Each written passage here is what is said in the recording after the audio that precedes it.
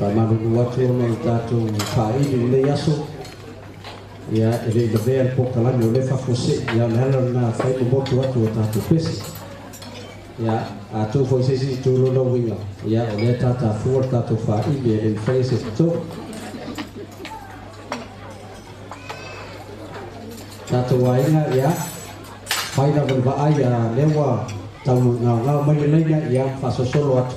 Ia nā fwoi sosoani mai ia le Fioga ya mutia ya na te fasoloa tuol tātou ainga ngai lunga. Ia a tofu loa ia wa whangasolo lo man foi ma tātou pokalani. Pea na whai atu taimu sola. Ia te loe tāi fwole tō. Ia wa mai ale tātou whamui moi. Ia pei foi on whatonui na ia ua teikto ma tau nese le nei aso. Ina ia lava fwole teimu. Ia e toi anga ia tuai mauta malawa. Ia mese foi la tō o leo toi ha e tātou wa o ngai nei aso. Vai umi lau tau mawha ngalo ina piti tamaiti pe a tāri tō o leo to e a o ngana nei aso.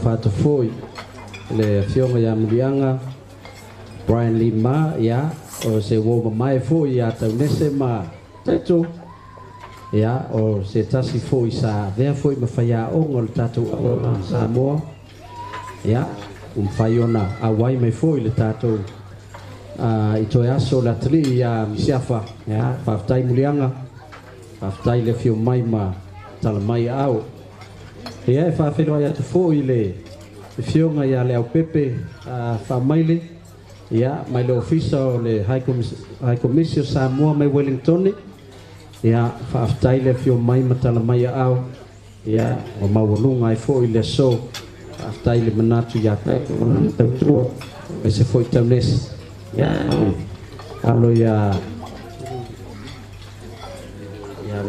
New Lina ai awa e mai a tele lama nai woma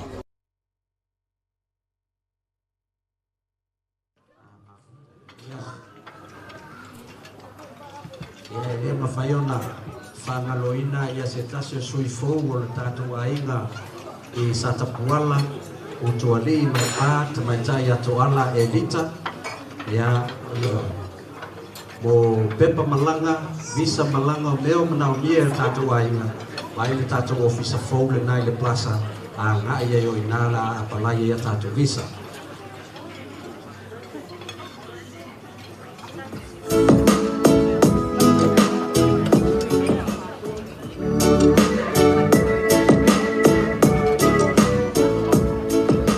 Ia whamolmole le tātou ainga ia a whaiolo sa lea ia o le number plate JNZ 128 Mitsubishi JNZ 128 lanu mumu whamolmole pe mawhai lava na eselo sa pe whaiona move lau ta vali ia o lo manao bian whaungai no pakale mo nisio tātou whani nei tātou ta vali JNZ 128 pe whai lava whamiloi no sa ia pe ona talsangai na mai pulo tātou whani ia o leisia tātou tā vale ia o lo whapea fu ia na e leo sao ia le ia paka o lo e pakai e aso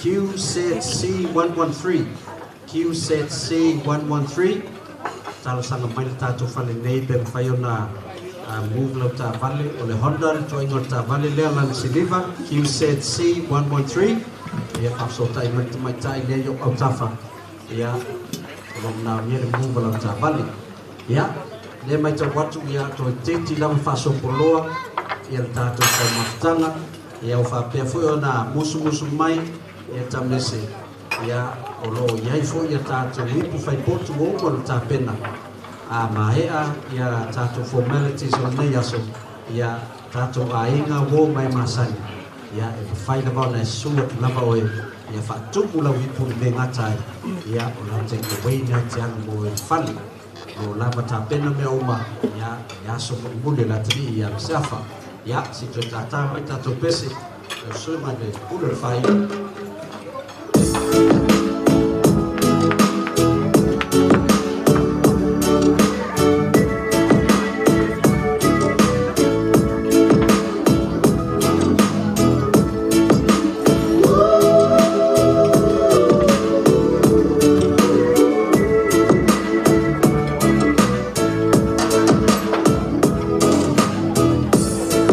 So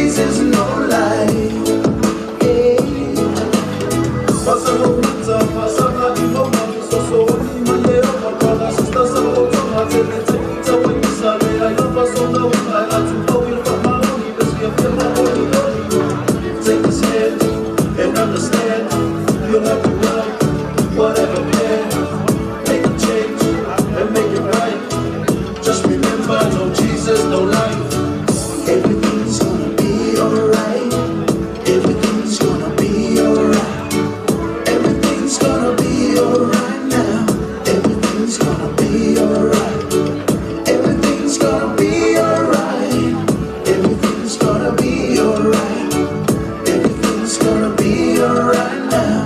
Everything's gonna be alright. No, Jesus, no life.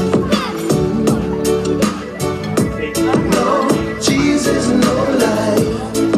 Hey. No, Jesus, no life. No, Jesus, no life. Hey. No, Jesus, no life. No, Jesus, no life. Hey. No, Jesus, no life. No, Jesus, no life. Hey.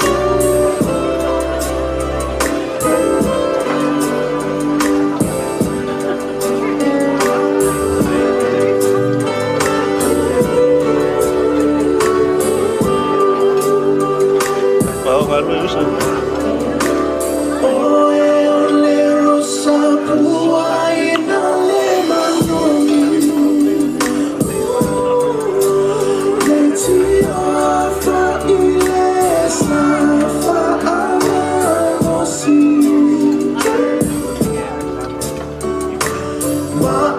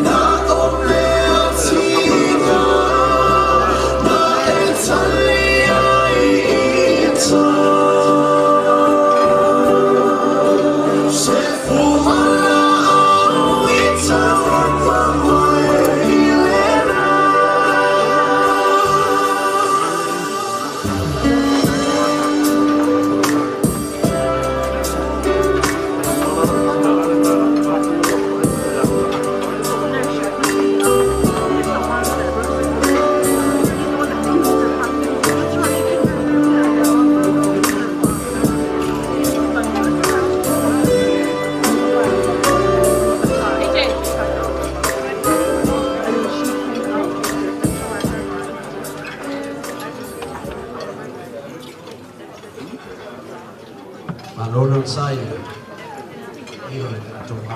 Le aso. Fafelo e foi ia lenga floa ia mantapsi akalala ia onisio na yo matu ai no mandepa ia gomalanga mai foi faio na mau mai le aso ia lo ia misiafa ia ole le lawa oli faloa le sa ofo tamano misiafa teni ia ton mani wolo de grandfather ia ai masal ia ole si dia sao o Misiafa se teni on piso ato fana la ia ai pe o tausi da vai akalala le sa vai to te matu ai na vai utoli ia sa fa pe matu mai na e foi o ai a fateia ia o le tuai da ma fa tai tele lo kalala ia o tato ma ia so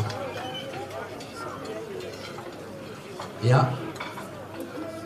Lewa fanga solo atu le mai na muli leo le tato ai no lo toi ai la pasese le maua sa una tausan ya o lo ava no la va no na la fai na su atu tala tu ye au ya se te mi foi fanga solo mane te search ya fanga solo ai le tato ko kalam Little in my time Malipini sungalay uli Etay tutoya pia Siyo utaw lang amanaya Lifit ula filmay lasami Ota umafit tulalaki Masuluya masya sa bali-bali Lemasin na si isusulu iya sa moalo Matulu Si ifay mapipiyama Ielana ating matama Olo sisipay mapepese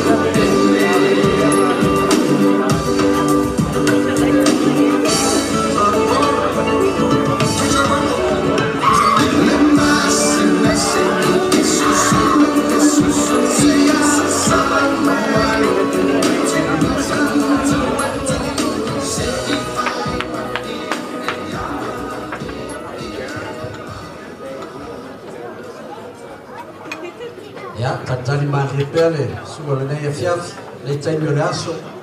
Ya au tapen pena mai le tato fale, le tato dessert. Ya, tato te.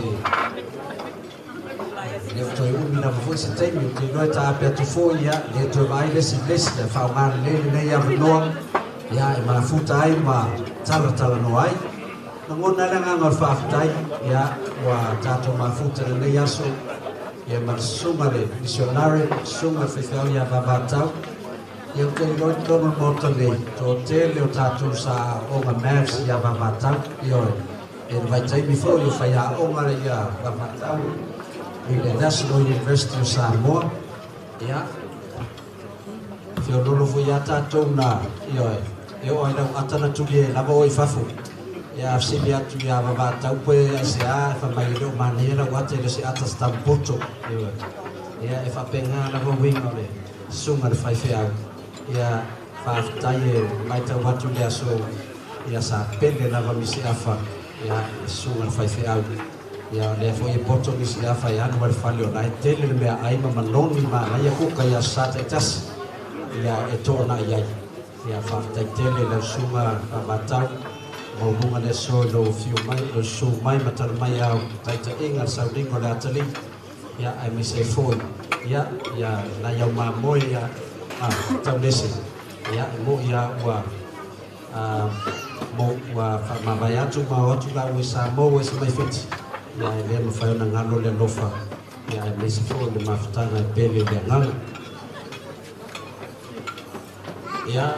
Not too long ago, I was dancing with dollars. No one's really real if I let you be my mama. You don't want a girl like me, I'm too crazy. But every other girl you meet is food dates. I'm sure them other girls are nice, eventually someone just makes it up. So when you gonna go party? Come and rev it up like a Harley. Ride the best group, always forbidden. I'm coming to you now doing 20 over the limit. The red light stop.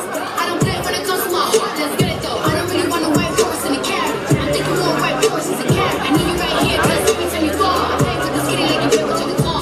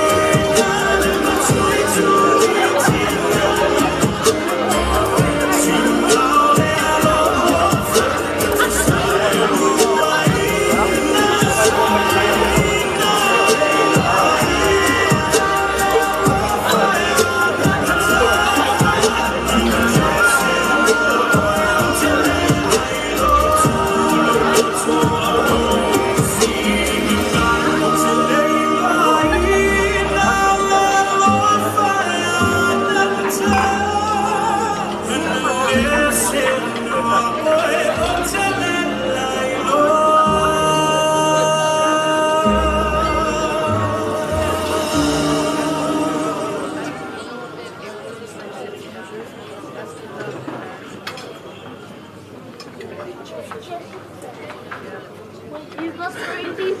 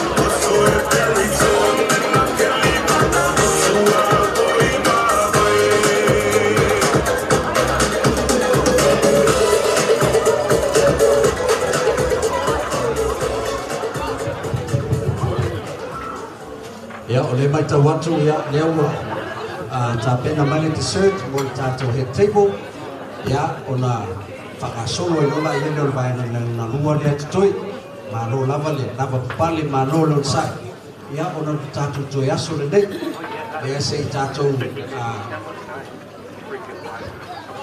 whaonga o ma lava le ma au o Misiafa ia lana mai alofa ni mai ia lea mo tātou vainga wo mai masani ia o le ia tātou dessert leo la ta pena mai mo tātou head table ia au le whaora ta pena atu sia mātou kumit ia mo le vaenga mo muli lea ai ia o le tata noa mai le teitai wha ili o au tafa toi titi tonu whaava i aso a palailo na visa e sau ai le Au leo te tau whaalongolongo atu. Na hoko na vai le hai komisia New Zealand. Ia le apara inga o le visa o le sunga ia o liva. Ia o le tua ane o tau lesi. E maua le visa i le aso whareina. Ai aso tōna. Whato a malanga mai ia. Ia le ua ai aso South Family Service. Ia. Ia i leo toi whaingo visa se o tātou atu. Ia. A le no whati au liva. Ana ia ria le ana. O le omia ba pe telefoni te malo mo lo visa. Ya la vai anu le tu nai dua vai asu. Ya na mai wa umi no e saua anu le uma sa ringo Misiafa. Ya te lo foi. Ya na auto silafia ya o le sunga ya oliva. Ya o lo tau malai fasa to uta ya ile auto yolo ya. Ya le wa to ya watu sai sata kwana. Ya le wa watu to go from that why. Ia e ilana ia tātou soa, e wha o mai lea soa. O nei lei umuna tongi visa o lipa. Ia wa, o la fo ia i tā, la fu pāsese.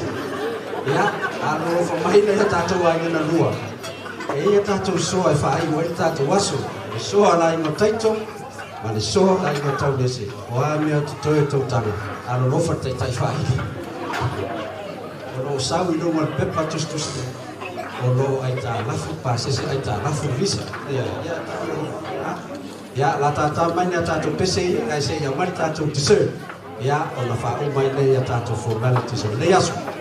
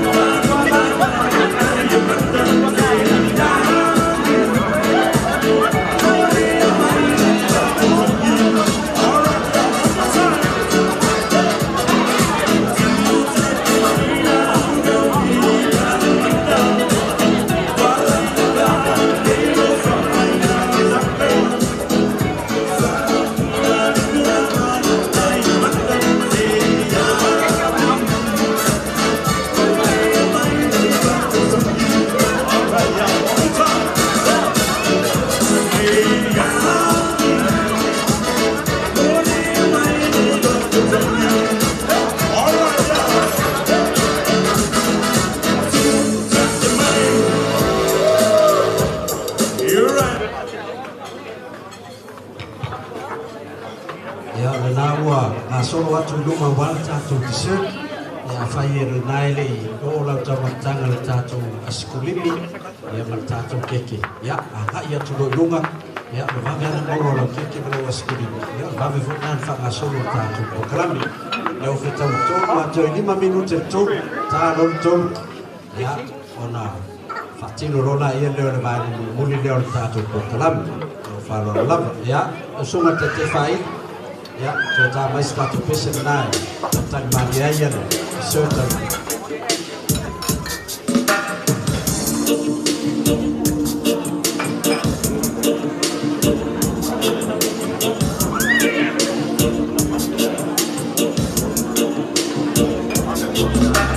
Ever since you looking so lovely as you do tonight. Ever since you shine so bright.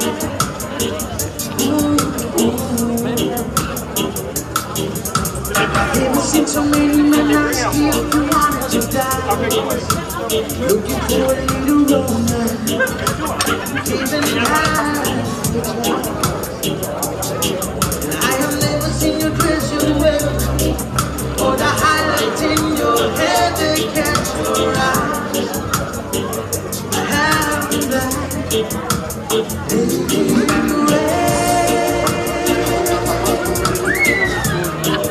It's dancing with me. There's nobody here. It's just you and me. Where I wanna be, but I hardly know. This beauty from the sun.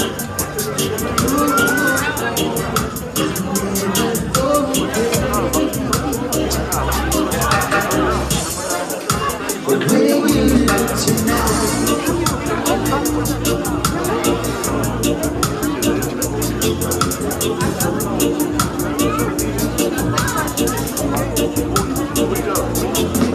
I never seen you looking so gorgeous as you do tonight. I never seen you shine so bright. Oh, and I never seen you before. When you turn to me and smile, you took my breath away. I have never had such a feeling of complete and utter love as you do tonight. Lady in red is dancing with me. There's nobody here. It's just you and me. Where I wanna be, but I hardly know. This beauty from my side.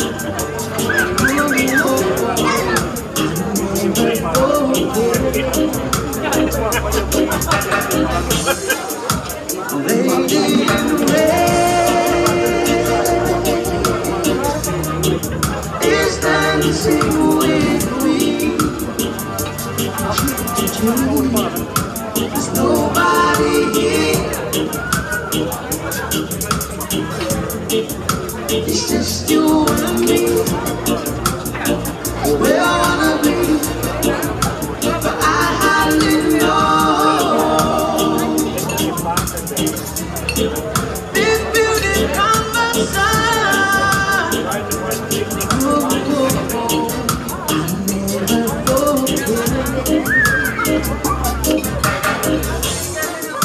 the way you look tonight.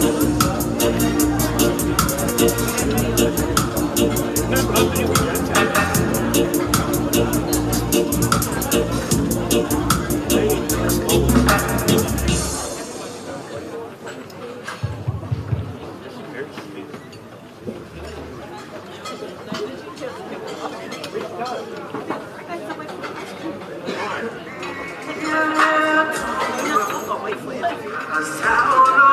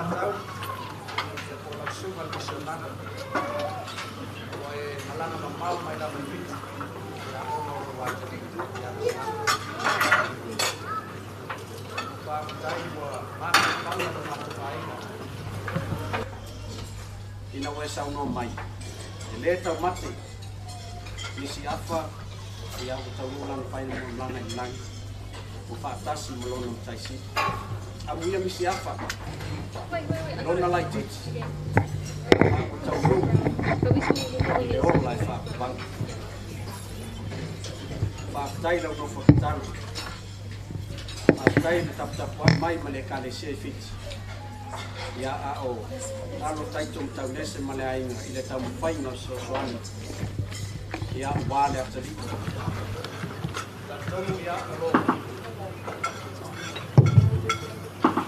taputapu ai mai le ekalesia ao e faimalaga mai tatalo aiga na lua ia maua pea lo soifua maua lo malosi ia ua le galuega fitalo ai ma oe fiti ia ao no tatalo foi taputapu ai mai so tatou aituluga Samoa ia au le pule o le faamisionale lona uiga o le afaigaluga fua e le se tatou pe sa o ia ua pavatau ia ae faafetai tele aso faafetai mo mea uma sa e tapenaina foi le olaga tukutuku ae ia a o tou mafuta ai le ekalesia fiti o mori atu o lo whaanga o aina lua o mai masani o lau songa ia e meise e kalesia e pele ia taito ma taunese ia e meise Misiafa ia o whaitangi ngana fōlangu ia o se mea lofa whatawha lea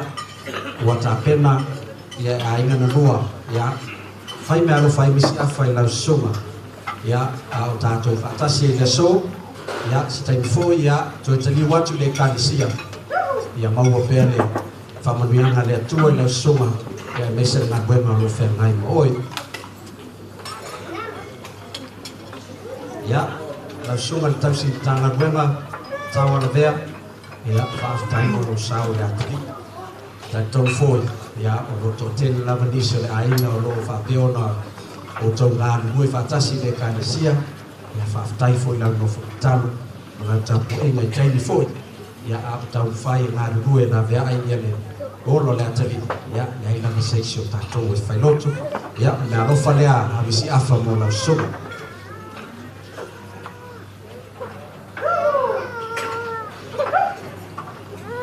ia lau songa malini ia ia lava sa e taunui mai lo Misiafa ia e asiasi atu i whanama ia sa e taputapua i lava ma talo lava mo le asef sosoani mo le atali ia sa na mona foi ma falfana le ainga na lua i no tau atu ia o lo iai lau sunga i whanmai ia Mulia tuaila ngā ngā whaftai tere lava, mea uma lava, talo, ia meise fua, ia tālu sanga sa mulia, ia wane atari, ia mea lofa lea Misiafa mo lau sunga.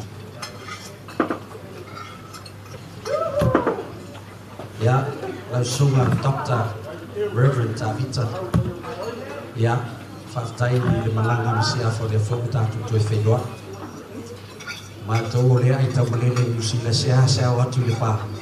Ia awa ngāre maniu o whāte ia male langa Misiafa. Ia o mau eisa te i tātou te whenua ia. Ia whakamiele atua ia sofoi o lo tutoi. Whia ngai malau sunga i nei. Ia o le taliu atu fo i whanua. Ia awa whaino wanga wina. Ia i le pā. Ia me o lo e manue ai. Ia na whangia lau sunga no whatua manu whaanu. Ia tātou tui whenua fu se aso. O le mea lofa le Misiafa mo lau sunga.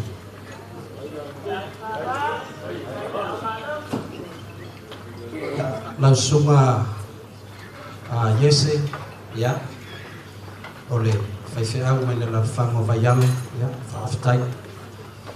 E te leo tu mamau lau e whai, ia, leo oe fuosesi, ia, o whaiwheau e whasino fōi, ia matiu, tātou ainga i tuari, ia, leo ua whitau i fōi le sau lau whaamanolonga, ia, o whiangai fōi tātou ainga ma whanau ia whaafetai lo tala ao mai, ia ese fōi whantua ia sia ea, ia mea lofa lea Misiafa mo lau so.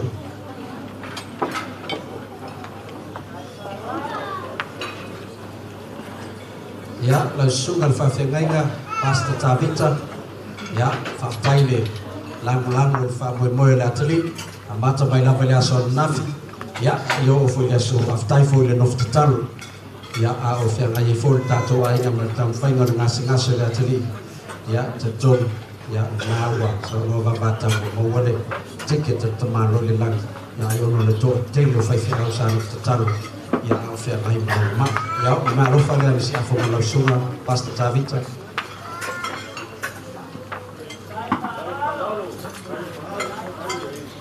Ia, lau sunga Iona, ia, o salune no pole, whaiwhiau matua, lea so matua inga i utuali i o lo tutoi, ia, na saula vai New Zealand, ia, mamau aino na whanatua New Zealand, e le toi fōi atu i utuali, ia, a whaafetai, e leo mawhai ona le misi, ia mātou whalaulavi, ia le sunga ia Iona, ia, o le fōi o lo nofu tatalo, ia, mawhauwhautua si o mātou ainga ia mātou me whai, aile awai mai, Pastor Iona, ia o lau ngā rofa lea Misiafa mo lau sunga.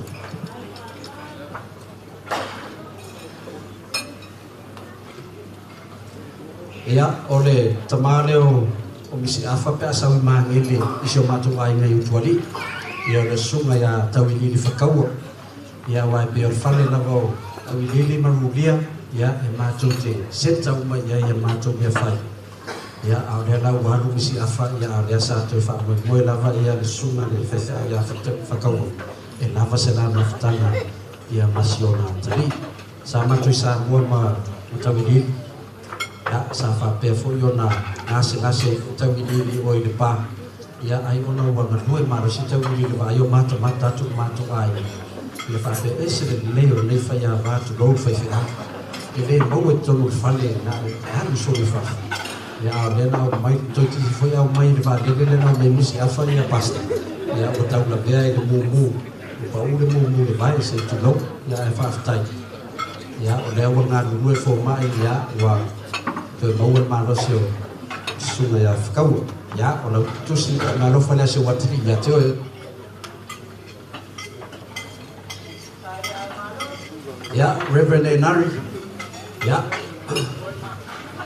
wa fai silupio fai malanga mai a Rev mai Amerika tau lo mai New Zealand ia o toi vai fo i le au le leo New Zealand ia le au a leo na umira mātou mafutane o mātou fai fi au aia ia e leo seisi fo e le ngatou fai fi au e fasino a ia isi o mātou a inga le pā ia a o lewa fo o na ola tonu i utuali ia masi o mātou a inga o lolo na tua a ia sa fai fi au i utuali ia so mawhaitel, mamamutele la ia suma ia Enari, ia iso mātou ai.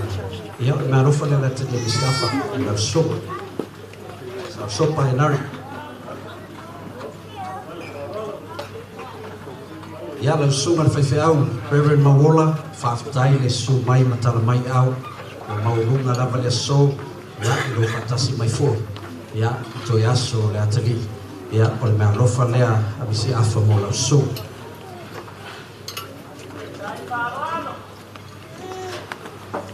Ia lau sunga Reverend Yosia le tinganga, Yosua, Reverend Yosua le tinganga, ia o le mai tau atu ia lo awai mai ia o lo lofo mai tua ia se ane lo au fa mole fa aftai lava fa aftai le fatasi mai ia i toi aso ia o le atali fa aftai foi le nofo talo ia fa aftai le fai maftanga le ia o le sunga ia Reverend Puna ia o le foua fai me lofa le sunga ia Misiafa mo lau sunga ia se ane le au ia se anga ia ia patetele ia e se mato fai fau ia le sa to ba ai foi ia son na ia o pasa Rima Nicholas ia le kale sia tonga se mato e le mato anti mo ia fit to fino fati ia no fo mal fai fau tonga ia o le ala e le la tame o lo no for name at 5 out there or pastor. Yeah, we know that you are leaving to go to Cook Island next week to set up the church. Misiafa would like to help you for your fare, and this is the investment to start your church. Malofala Misiafa mo Pastor Nicholas. Yeah, tato wa inga ato fio Cook Island. Le way me tato te no foi. Le na alo fai fai mata le no tonga le Cook Island. Ya, tato boy na lango pe a o la no. Ya, la sung le fai pule. La sung le pule ya fi. Ya, o lunga la vele so no su mai matala mai au tato mafuta. Ya. Leo bo se di no vo tu langa o lo ya tato ma lo sa mo. E fa tai tu wana me uma. Ya ai fiom tala mai au to teler matua inua vai ban wana ato ya ala fai foi of go to lo lesi fa ya ai tabia na ya o le mato tang o se filan ya fia ngai foi ya malo to kai no tato malo ya mang mia foi ya no tu lo fai na parota fio ya fi na lo le tua ya se tai ya la fati no le ya wan tato malo ya na no fa le Misiafa mo la vtelenga ale ku ya lo tato fatasi foi ma se vtelenga to su yo le fio ya fam sala se tasio fai pisi la se tadia ya al tamafu Misiafa la to au la kapia la ana chiefs e te yo a mata mai te before yo le stene le telenga to susuku ya para fiona ya famsana di dunia ya pio nale na mata mai no na Misiafa ila natale ni la kapi ya sama lang mau mai na pole ya se for to ya senat ya o faiona tato mafuta ya show ya famsan ya le na lo fa ya ala tri ya to ya e ui to samo to faino de bomo se malo ya te lo fa de todo o fa de todo coach ya ai na lo fa le a tato ai na production ya o te tusilia sa to fa lo ya to e le ofisa tu todo tato ai na le we ne o le plaza sa lang le melo publici ya te mai ta ya to ala e lita ya e manga lua ya tu lang ole o manana mayo e te musilane e le ngata sau e au mai mo tatu ai na le na sosoani e a pena visa pa sese tu na e o te mine o tau sa ili se ako i staff ai na se na no fasile le malanga afa o lea e 5 ia toala a ia se sitama o 5 tono valde e uma faile so e fa pa ia o le aso le ya alu Misiafa wai loa e leo tukua i se silo na anti o leo wa maualo na anko le aso le ma alo fale Misiafa malo fionga tawala aftai lo wanga le so ani foi tam fai ngole atali au fia au tam fai au mai i va lele ya matulanga uma fo ya le ya ni so mato sa mo au to lava le sa to fai mauso tua ngani sa tu fa tasi taito tawese ya fai mana tadi si la le tu to wanga le ya mato ta ya fa mo le tu nga we mo to nga we ya asi o lolo to so fua fai o to so sa tu tu ya o lo tatu fa tasi ai fo ya male tu mai tai pule mai Samoa ato officer vai fafo ya pole officer of Ministry of Foreign Affairs ya le fionga ya Tamaloa Sharon ya wa malanga ni mau mai la vai Samoa ya pole officer na nganuita Samoa ya la utatu fa tasi fo ya so le fionga ya Tamaloa ya na no fa le Misiafa molos lo fionga Tamaloa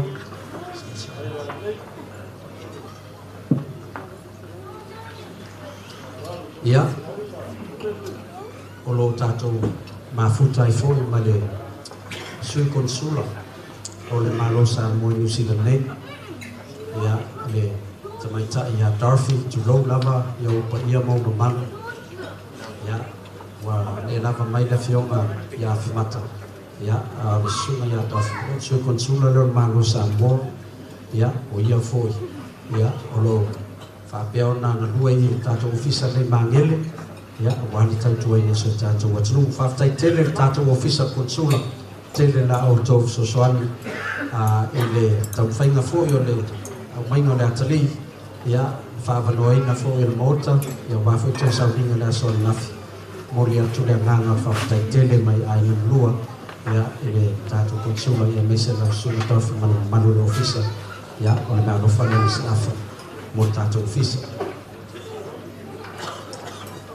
ya lau fionga lau pepe fa maile ya maile official hai komisia sa mo Wellington ya o mau bunga lava le aso no fio mai tala mai au tu lava tiu tem fai ya ai malanga mau mai Wellington ina ya fantasi mai fo to sa winga le atali ya le ngata fo na to maftanga mataito ya ai mese fo ya to fine ya tamese ya fa tai lava le ana le alo fangia le tua ya na bueno alo fa mai moto ya mes fo te me to te wa to fanua ya fa mai le tua na lo fa le Misiafa mo lo fio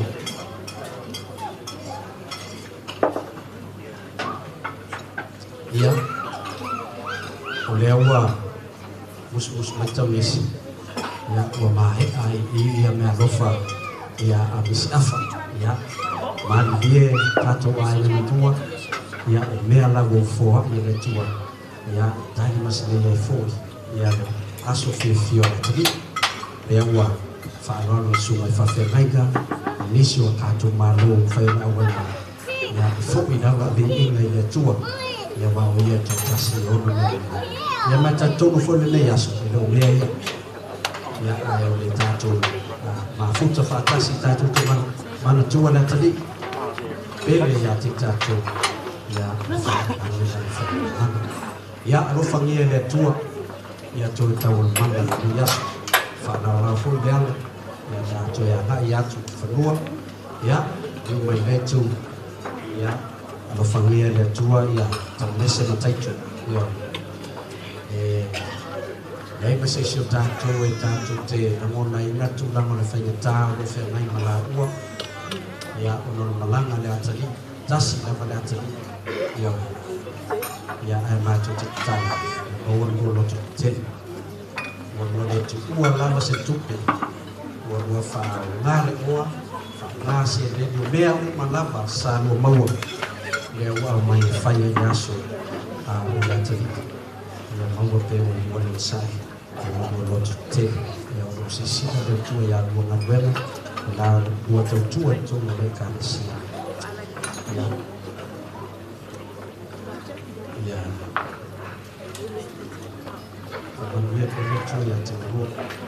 ya wadi ngalo ya uhuo no talo e fai se au a inga na rua mo uhuo o a lava nete mo mana wai na bia ni sosoan ya to tele tatuai ya lo e o umai ai foi ni meu toile tongia ya to tele tatuai na tatu te limba fatasi a faina mafaina te mai Misiafa Lene to iti se lai wafe New Zealand ta ia le se me fai tai ai ni bo ya fa ia le tu tau mama ni aso mo foi so bo wa ta tu ai ta tu ai fa tai no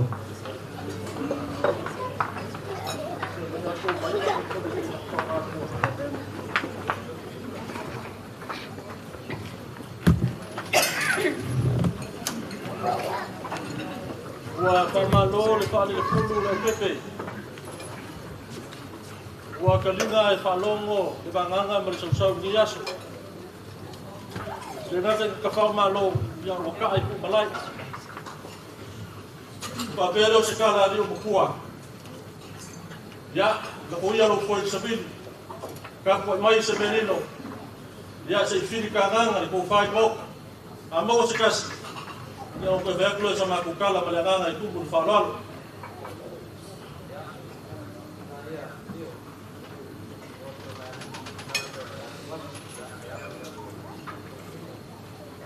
dia ko yo Samoa ai kali so nga pule bukulua o ri o bukulua ngi mai sapari o makale mai nga malai feo ye ko fa mai fa kukanga o ke le fia ko ba ya le penga raso ngai Nanga yai au ka kumunga, e leo ki angru samyo le kumu.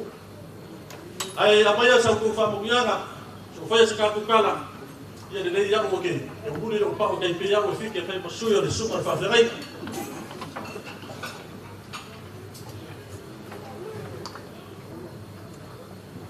Ora e mari fa alo. Tau tala foi, vale le mamalu. Leo po ia le, sao mai nei. Maise o malu stelo le so lio o le ua whaafafonga le pauan bat e fori tal tonunga i lea iase se vame iase whapene vane le pai o le uwhenga luenga o paolo ma ngafa ma malu o le so e fori o mātu tal tonunga mātu ke fia tau tala i le aso le nei a to fo se isi tu lio na si lo fio ka va no fu le tau tala ta le o nei ai le ngate le o ta pe lo finga na le le ye fa to tala le vai o las mo fa lo ya fa kai se ora ye sa wa i ko mo malu ya i malai vai ku la na fen kala ma upa ya ai se si lo ko le luongi pulo se o lo suo pa fena ina ai la upa ngai o ka bolea ma ko ka bele ka po mai pule lo loto bolea ele bolea lo kia ya po ye ka pa au ai na le ai le fe me un kari ya no mai sa ko fa mugianga ya o fe ska kala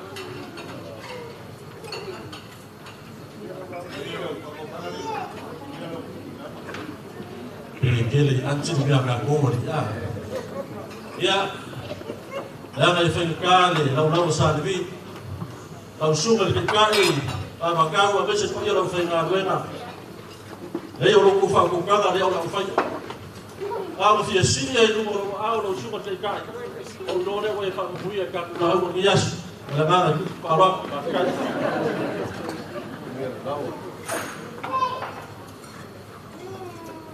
Meu bebê, olha o mai awa e do refo do fisabu. O e fa sua foi le utu, olha sua vai o copinga, lá na frente casa sabor o copinga. O fa pele o se cala ali o que já so. Le o la o le a ver no le pai o por mal. Ai kawa e no se e fa ya vai. Ma o kokori o o le fuaka o ka o foku, ma ka o ki o solo ba po. O le alo turai. O le sunga pa ul po yora whai ngā ruenga. A se ko whāko mori. Ia po yora moka lea. Lea ngai whai ngākare ma au ma le whaaloalo. Ua mawalunga au kiunga, mau keunga. A wā lea so fia o lea kali. Ia le fionga ia kukua. Ia wale. Ia le fio whaolokoi. Ia le maupuka ulangi. Ia ma lala malai. Ia lala kai kama. Kama pungefu. Ia mamaria ngoi. Ia le mamalu. Ia sa le pao ma le whalakua. Au kala ngofo i la auli. Ia le ngai whainga kāra kamar ngā. Ia i rua kua o rei putangaka na whai alanga i le kua masanga. A ifo ai le aso sa kiliano le maria kua. Ia, pēdi ka kua mea. Ia, a whai kuta ngoi sa kukuala. Ia ngai whainga kāra mua kia kama. Wa le fio sa olei. Ia o mokua i ko finga o la inga sa kuala. A fio la inga sa kuala. La le KGVAI o la auka fausia. Ma le mamalu i le whareanga. O le maau ma le whaaloalo i le so. O le ese lea ma le whaaloalo le dino mayama. Ika ua kaungu le malanga le au savai whare o loko o sa ka puale le aso rei. Ma fili ai le dino mayama. I le hia e piko sili o ngane lei. E kali ai le sua le kamaloa. Lea ua. Kali le sua le whairau whainga luenga o lau lei. E mohoka ua polenga au au. Whawhikai kele. E whaia i ai nganua. Ua e seu whakupu ringa yaso. O leo e seu kia mamau. Lea ngai whainga kā leo pepe. Te kā lau whai. E papaku mo lau wafu le lea. Ua malia lau pule. Ua malia le sua amasele o lau pule mo koko kikeni. O lea whai ua e ma au le serengi whaia yuso a malo. Wale. Whaia lau whainga ruenga. Ua malia le whaikau. Ua malia le papaikau. Ua malia le ukurongolongo, ua malia le pare wasoo, ua whawhikai le whaaralo. Ole ka kāro le whaia lau whainga ruenga, ma le whaia le mauka. Ia pei o longa le ka kawhi aku o whamangianga mai le langi. Wa mea ua whangaoinga ringi aso, ia koe susua, ma fukuangi tunga wai fau o whaasua sumungu. Onga o lo kou, mai a kari ia Misiafa. Ia ua makou. Sao se kairi, kala le fiali mo ka ko mawai fe lava le mo ngoli o ko ai le penginga ia fuli alo ka fere langi ai fa suru ia le lama le masinga le tua mangu ia kele le pai o ainga o lua o pepe ia fa ku mawinga pe le fa ma fa le tua ia Luis ma ka ge se mese pai o kai ko ka ko ainga mawa se ko fa ainga kai kaus mawa le pena lau mai fare polu ia mo lau ma le pepe ia wow fai va lo fi au kongoli kalesia ia u ia mese ia samoa pokok ia li mai sina fa ku ngai ku ia mo wiale sunga le kai ia mo perso ku fa sin wia po ia lau fai ngaruenga mo wia samoa ia ai ola li o le lo fo le tua fa kai be wia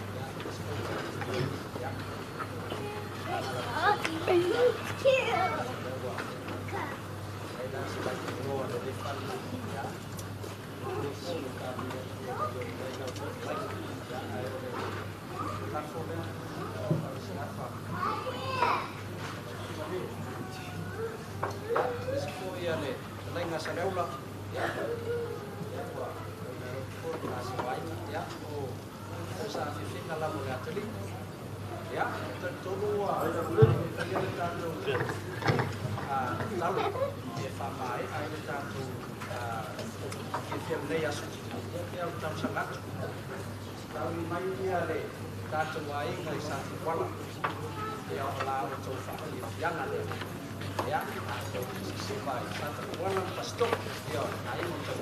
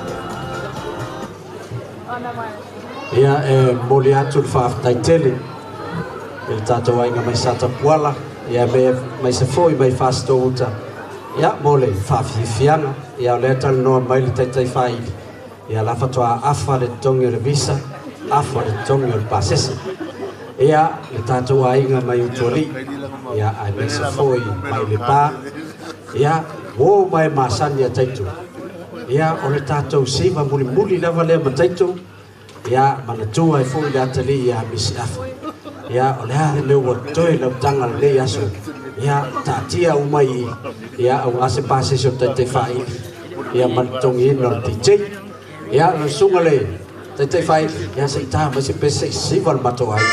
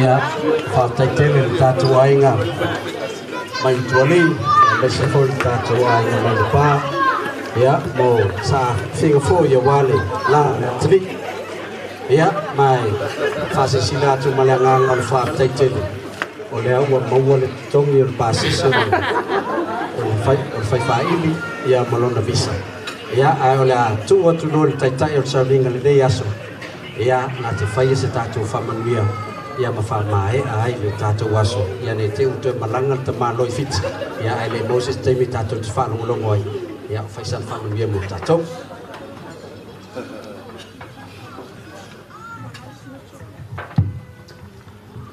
Ia, vai ane tafu ali o whinga ruenga ale ale te whasilia sa mātou tala lau iong leo pepe o nau a whetala atu ia to whai ali oi pai mawhonga tau mōle lau whinga ruenga ia ale ngā whaftai nau silfia le tua o mai ni whamanuia sa toru o manuia le nei aso hepep hepep hepep o oe o lo umala mala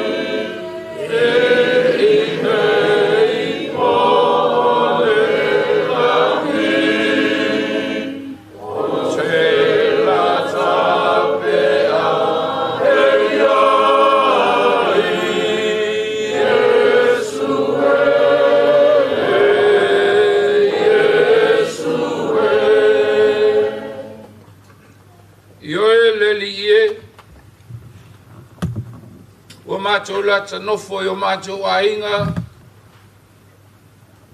o mātou lalolangi, ai mai se lau tala lelei. A wāolo i ai lau o fio i ai mātou. Wa mātou langona foi lau au ai mai i le nei tu aso. A wāsa whea ngai mātou le amatanga o mātou whanonoa. Mai au lava lau alofa.